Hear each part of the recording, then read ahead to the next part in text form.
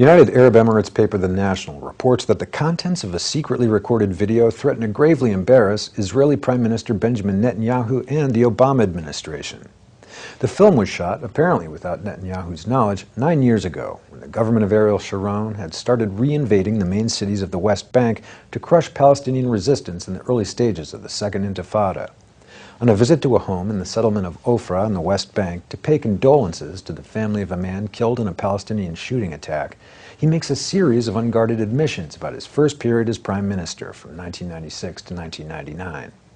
He tells the family that he deceived the United States president at the time, Bill Clinton, into believing he was helping implement the Oslo Accords, the U.S.-sponsored peace process between Israel and the Palestinians, by making minor withdrawals from the West Bank while actually entrenching the occupation. He boasts that he thereby destroyed the Oslo process. He dismisses the United States as, quote, easily moved to the right direction and calls high levels of popular American support for Israel absurd.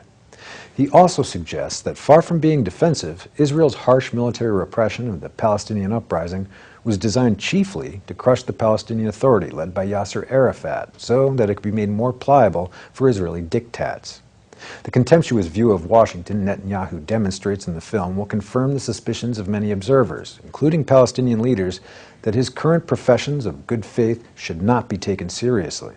More significantly, he has so far avoided engaging meaningfully in the limited talks the White House is promoting with the Palestinians, while the pace of settlement building in the West Bank has been barely affected by the 10-month freeze due to end in September.